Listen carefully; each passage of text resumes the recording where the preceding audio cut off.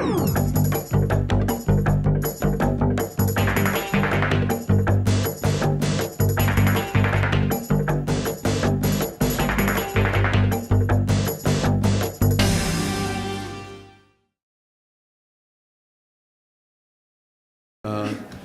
name is Paul Temple. I'm the CEO of Advanced Onion. We're a DVBE for the state of California.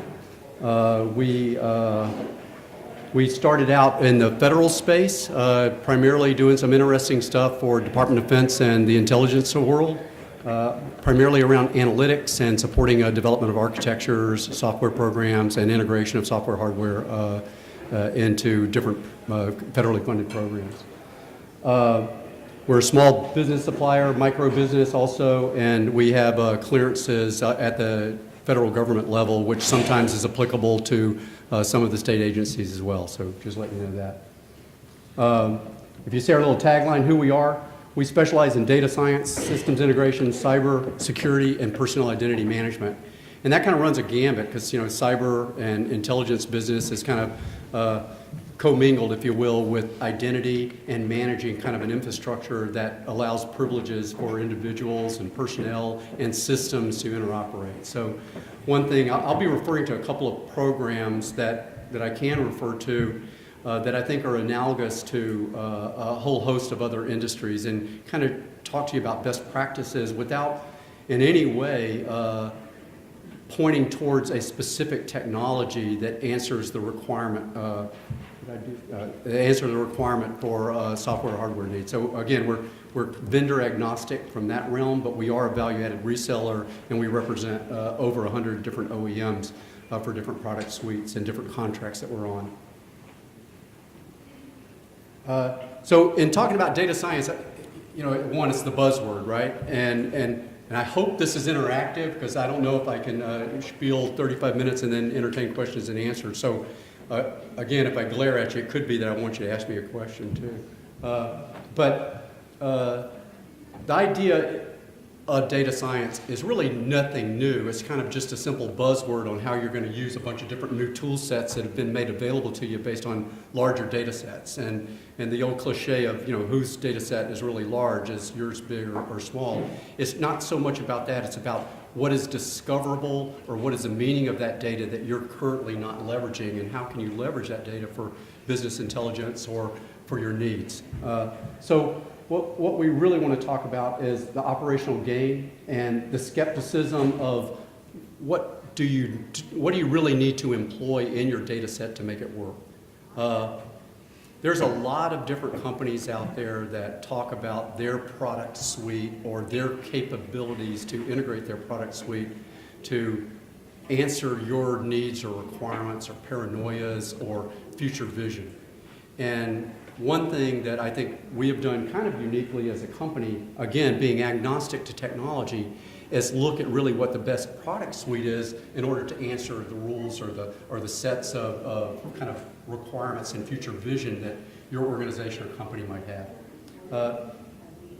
We think also that we can talk about some of these, and I will, but why we're here today is to basically show how you can achieve a roadmap at really an investment that's very minimal. And you can do it, again, I'm not going to pretend that most people in here are in here because they probably have some requisite amount of knowledge about what capabilities are of data science needs or of understanding data. But the couple of examples that I want to share with you that I think are relevant hopefully will open your eyes to other possibilities or other methodologies on how you might approach discovery within your data sets. Good. Oh, let me introduce Brad Morris. Brad Morris is our chief scientist at Advanced Onion, runs Advanced Onion Laboratories as well, and he keeps me honest. So I'll speak an acronym in some cases, so hopefully a hand will raise and go, I have no idea what you're talking about, Paul. We got started in about 8 years ago, where I was the first employee of the company after leaving SAIC as an executive there. I started the company because I didn't want to move to McLean. We're headquartered in Monterey, California. I did 21 years in the Army before being at Silicon Graphics and NetApp and then SAIC, and then billed myself to government as a subject matter expert on identity intelligence. From that, we grew the service-disabled veteran-owned small company into a DVBE. We're doing a lot of work in the state of California, primarily on the resale side, but we're also doing some interesting stuff on the consulting side. We're about 100 people strong right now. We're, again, headquartered in Monterey, but have offices in Auburn and offices in Washington, D.C., where we support, again, federal clients as well as state, local, and education.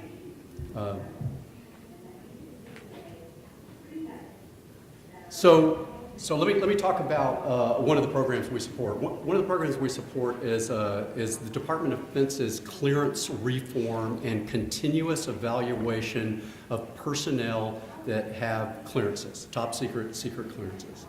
The architecture that we developed from scratch, but utilizing technologies, is one that answers kind of a very specific data science need, if you will. And what we believe, and I'll refer to this 70% customized solution as kind of the base level architecture for things that we think can be forklifted or easily transferred from a knowledge management perspective to any organization wanting to capitalize on that type of architecture or structure.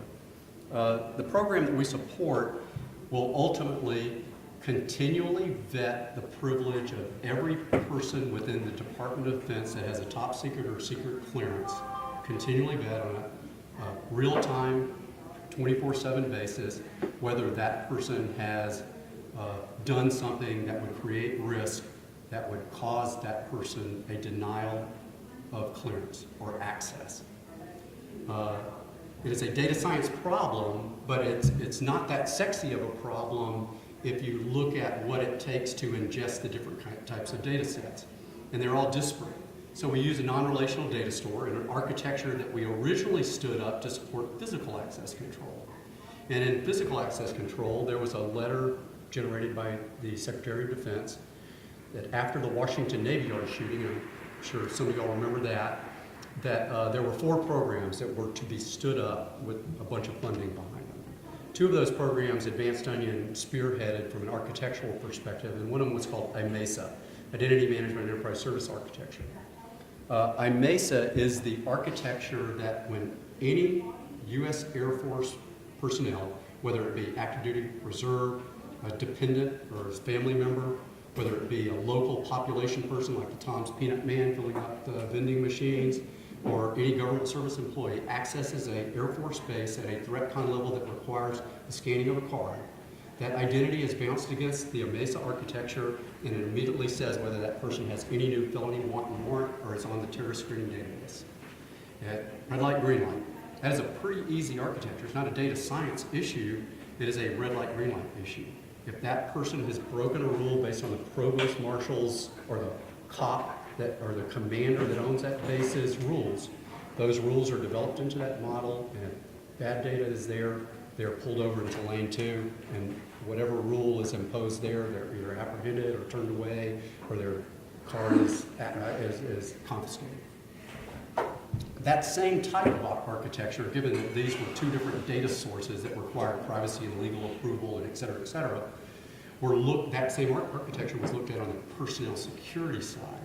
So that 70% solution of a non-relational data store with the same kind of middleware development layer that we also developed, called the interoperability layered service, was looked at to ingest not only 2 data sources for all you needed for red light, green light for physical access control, which, oh, by the way, is not just Air Force now, it's all of Navy, soon to be all of Army, and Marine Corps will follow after Navy finishes theirs out at the end of this year. But futuristically speaking, now you have a problem with clearance and adjudicative decisions, especially after OPM, Office of Personnel Management, was hacked by a foreign government, and they stole all of the clearance information and all clearance data and all biographical information on every person in the Department of Defense for the last 10 years that has a clearance, to include, in some cases, biometrics, which includes mine. And I just got back from Taipei. So with that being said, that same kind of model now is being utilized to target 56 different disparate data sources to employ the rules, just like the cop or the commander has rules, in this case for clearances. And there are 13 different federal investigative standards that are ingested into this data science model or this architecture.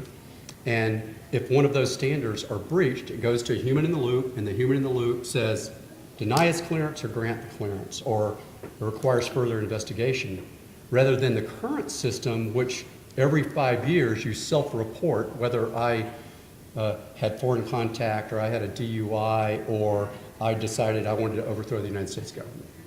But when that investigator comes around every 5 years, if I am going to overthrow the United States government, I don't think I'm going to admit that. Or I'm part of the Aryan Brotherhood or some other terrorist-leaning organization. So those types of things are discoverable as much as it can be through the ingest of data sources. And some of those data sources are the bad guy data, NCIC, felony wants and warrants, terrorist screening data. But there's also things like Experian, Equifax, TransUnion, LexisNexis, social media data, that there's legal hurdles that are in place that allow for discovery in those types of data sources. Again, all above board, because when a person in the federal government checks off, I'm going to get a clearance, they're basically signing and checking a block saying you can discover my publicly facing information, and then we own the federal space. So, with that being said, the data science, because rules don't necessarily mean the data science architecture, now we're looking at the model learning. Because a bit piece of this federal investigative standard, foreign contact, and this one, criminal activity, or I'll give you a better one. Yep. You got it? Might not necessarily equal a denial. But if you look at anomalous information in between it, and as the model learns from an AI perspective, or employing algorithms to look at anomalous risk detection inside of the model, there's new discovery that aren't necessarily banking on the rules, if you will, the 13 investigative standards, that are discoverable and also increases the posture for security for the U.S. government. So Brad's initiative of leading that charge on that program, ultimately by the end of 2019, will save the government $600 million a year, will get rid of an archaic system that is broke. That's, in some cases, for top secret clearance, it's 500 days to wait for a clearance to occur. So me as a small business owner, if I need to hire a cleared resource that is talented working for the state with no clearance, it takes a long time to get somebody on board. I can get interim clearances and all sorts of stuff, but this will hopefully manage that. So uniquely, and then back to this, we think that that type of architecture and that type of strategy and understanding the legal hurdles and the different types of nuances of an organization is vitally important.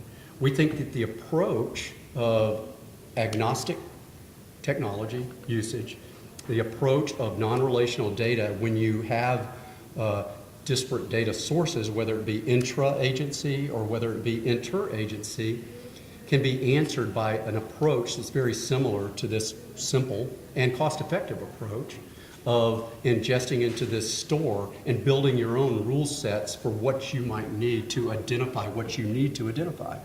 So that's why I say 70% of the work's already done. The rest of it is interview, discovery, coming up with the rule sets, coming up with what you need to achieve. The other thing about data science is everybody's hell-bent on picking their favorite flavor of algorithm. And I'm probably getting ahead of myself here. Let's see here. The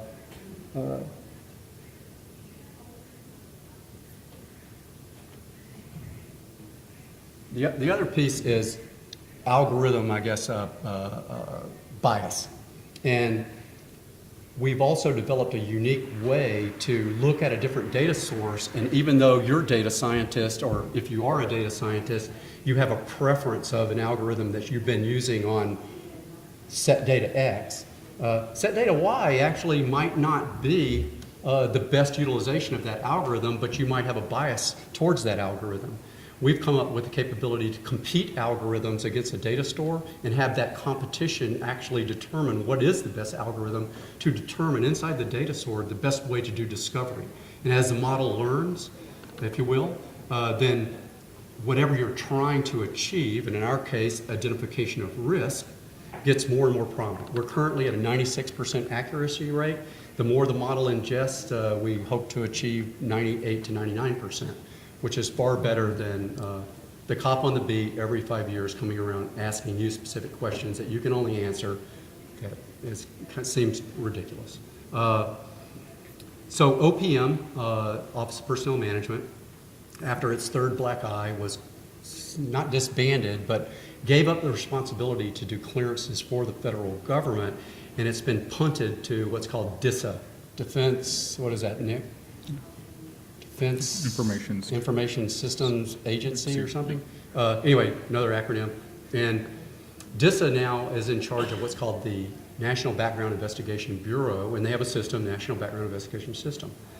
Our program called Mirador will actually feed into that system for background along with SWIFT, the fingerprint program, and DIS, which is the clearance program, along with JBS and JPAS, Joint Verification System and Joint Personnel Adjudication System. All clearance stuff. Again, I'm only using one analogy of other programs that we've developed, but we also took that same 70% solution and we talked to an agriculture company. We talked to them about discovery of water utilization and dispersion of water and the way plants grow, and how to take all of their data by using that 70% hardware-software methodology and look at visualization techniques, actually using Java DB2, right? Yeah, and Python. Yeah, and Python. So the discovery is to actually call out anomalous behavior within a field so that a farmer can make determinations on unique applications, just like UAV platforms, which we're looking at also for discovery of heat dispersion, et cetera. So again, it's cool stuff, but it's very doable. And to be product-centric, to me, in some cases, is counter to what you need unless you just have an unlimited budget, and that's an easy way to do it. Our mantra is saving the government money because I think I can, as a company, grow based on that mantra. And I think also that it's a waste of tax dollars in some cases not to look at the options or have people who have employed these types of techniques. And again, a little bit of an upsell, but it frustrates me to no end after being in government for 21 years and then working in industry not to be helpful in those kind of rights. So what am I missing? Anything? Questions? Anything?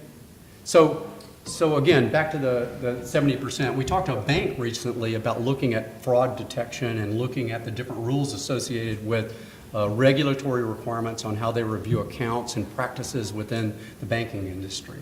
And we're doing a pilot project currently with a local bank in Monterey that will unfortunately unseat 3 different analysts that are looking rote internal to systems on any type of discovery, and we're ingesting that data into one pool to do automatic discovery based on, again, a set of rules or a set of requirements or a set of mandates or regulations, and we're also looking at the anomalous behavior in. First data sets, we actually, could identify, and we'll say we did, could identify fraud for drug trafficking and other things like that. So.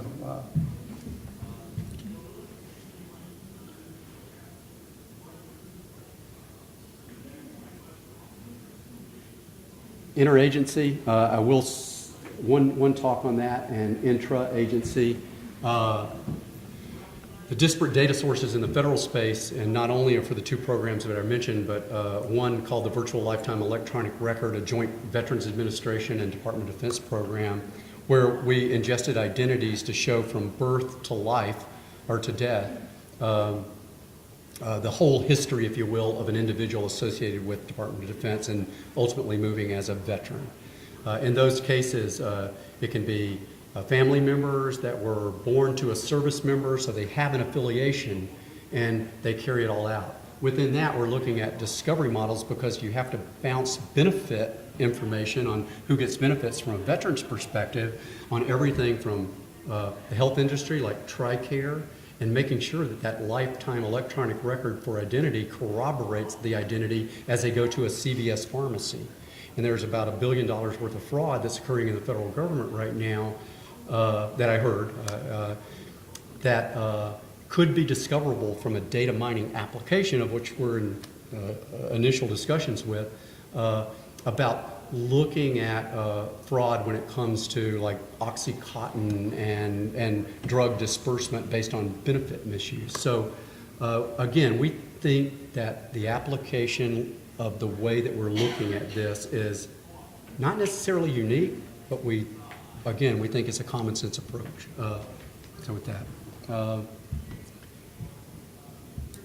Challenges. If y'all are here as a pony, if you will, or a champion for a data science initiative, or you're the owner of data or security, and I have our security expert here from a cyber perspective as well, it's really hard to get everybody on board to say we have all of this data, whether it be water use or whether it be agriculture or whether it be banking or whether it be Department of Defense sort of stuff.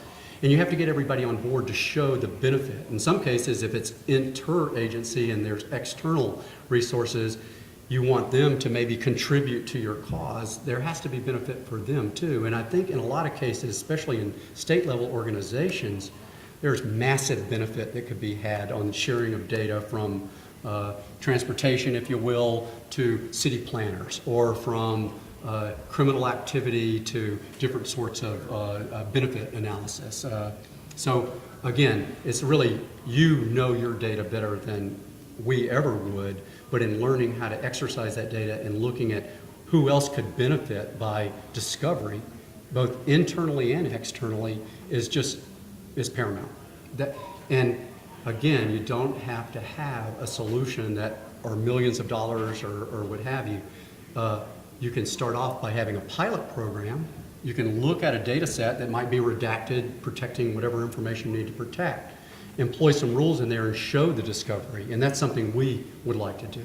We would love to have the opportunity to, again, not dig in your data behind your firewalls, albeit we're cleared and checked, but it would be very interesting for us to prove our worth for $1, you know, and legitimately $1. So we just proposed that actually to one organization just to show the art of the possible, because we're not trying to upsell you on hardware or software. We're wanting to show you that we're a thought leader in our services.